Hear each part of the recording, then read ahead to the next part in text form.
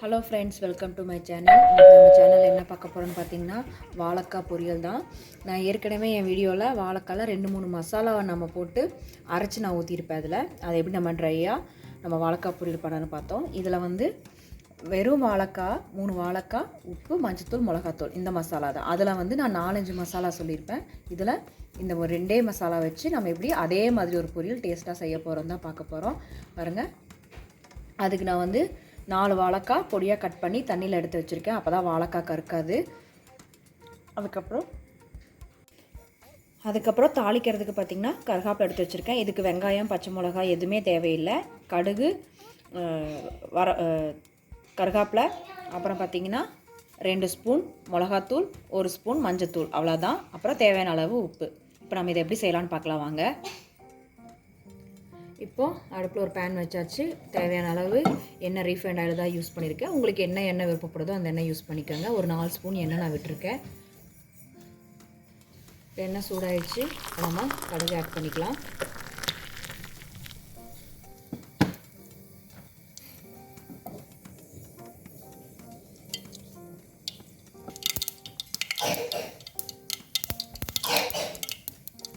கடுகு பொரிஞ்சோனையும் நம்ம எடுத்து வச்சுருக்க கருவேப்பிலை ஆட் பண்ணிக்கலாம். இப்போ கடுகு பொரிஞ்சிருச்சு. நம்ம கட் பண்ணி வச்சுருக்க வாழைக்காயை தண்ணியை நம்ம ஃபில்ட்ரு பண்ணிவிட்டு இப்போ வாழைக்காயை ஆட் பண்ணிக்கலாம். இதில் இப்போ நம்ம வாழைக்காய்க்கு தண்ணியெல்லாம் எதுவும் ஆட் பண்ண தேவையில்லை. நம்ம இந்த விட்டுருக்க எண்ணெயிலேயே இது நல்லா வெந்து வந்துடும். ஒரு 2 நிமிஷம் நல்லா புரட்டி எடுத்துட்டு நம்ம ஒரு 5லேருந்து ஒரு 10 நிமிஷம் வாழைக்காயை மூடி வைக்கணும். உப்பு எதுவும் ஆட் பண்ணல.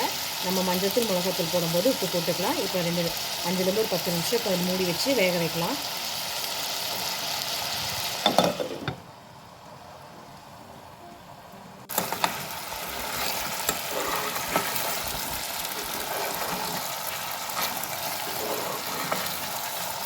இப்போ நம்ம மூடி வச்சு ஒரு 2லேருந்து 5 நிமிஷம் ஆச்சு.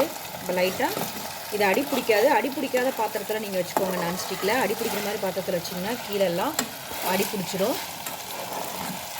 இப்போ பாருங்கள், வாழைக்காய் கலர் கொஞ்சம் நம்ம ஃபஸ்ட்டு ஆட் பண்ணும்போது வேறு கலராக இருந்தது. இப்போ அது எல்லோ கலரில் மாறி இருக்குது.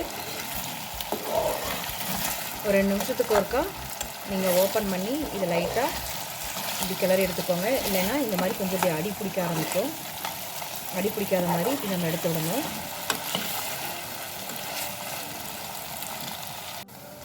பாருங்கள், நான் உப்பு ஆட் பண்ணிக்கிறேன்.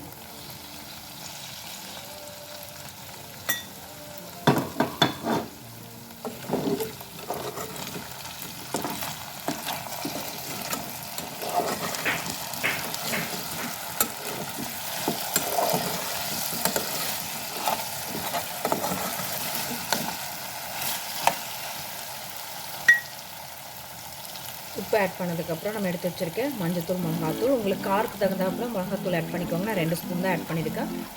நீங்கள் அதுக்கு தகுந்தாப்புல காரத்தை ஆட் பண்ணிக்கோங்க.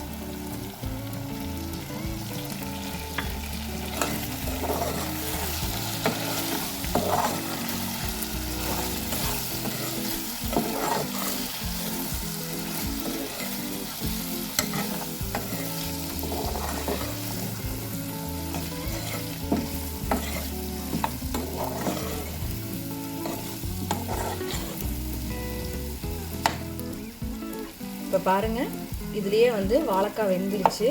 நம்ம இந்த மஞ்சத்தூள், மிளகாத்தூள் அடி பிடிக்காமல் இருக்கிறதுக்காக மட்டும் ஒரு 1/4 டம்ளர் தண்ணி ஆட் பண்ணிக்கலாம். பாருங்கள், 1/4 கிளாஸ்லேருந்து 1/2 கிளாஸ் தண்ணி, இது மட்டும் போதும்.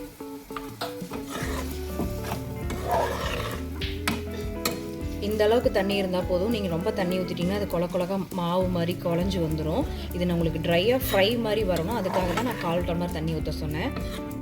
பாருங்கள், நான் 4 வாழைக்காய் எடுத்திருக்கேன். 4 வாழைக்காய்க்கே இவ்வளோ வந்திருக்கு. நீங்கள் உங்களுக்கு தகுந்தாப்புல வாழைக்காய் எடுத்துக்கோங்க. இப்போ இதை நம்ம மூடி வச்சிடலாம். இப்போ இது நல்லா ட்ரை ஆகி அந்த ஃப்ரை மாதிரி வரும்.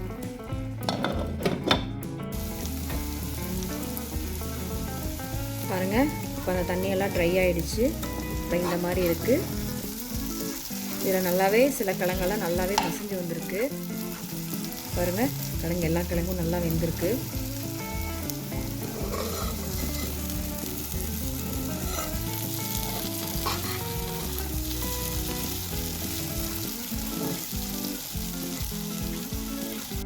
பாருங்கள் தண்ணியெல்லாம் சுண்டி ட்ரை ஆகி நல்லா வந்துருச்சு பாருங்கள். எங்கேயும் நல்லா அடி பிடிக்காமல் ஒட்டாமல் வந்திருக்கு. இதுதான் கரெக்டான ஸ்டேஜ்.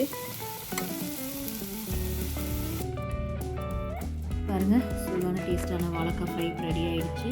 நான் ஏற்கனவே போட்ட வீடியோவில் வந்து தேங்காய், சீரகம், குருமிளகு இதெல்லாம் நான் அரைச்சி ஊற்றிருப்பேன். ஒரு 2 சின்ன வெங்காயம் போட்டு அரைச்சி ஊற்றி ஒரு மசாலா போட்டு அதில் ஃப்ரை பண்ணியிருப்பேன். இது வெறும் மிளகாத்தூள், மஞ்சத்தூள், உப்பு இது மட்டும்தான் நம்ம வச்சு செஞ்சுருக்கோம். இது வந்து ஒரு டக்குன்னு ஒரு 10-20 நிமிஷத்துக்குள்ளே செய்யக்கூடிய வாழைக்காய் ஃப்ரை. இது வந்து நல்லா ரசத்தோட, தயிர் சாப்பாடோடு சாப்பிட்றக்கும், இல்லை நம்ம வெரைட்டி ரைஸான தேங்காய் சாதம், புளி சாதம் அதோடு வச்சு சாப்பிட்றக்கும் இது ரொம்ப நல்லாயிருக்கும். நீங்களும் ட்ரை பண்ணி பாருங்கள், உங்களுக்கு இது ரொம்ப பிடிக்கும்.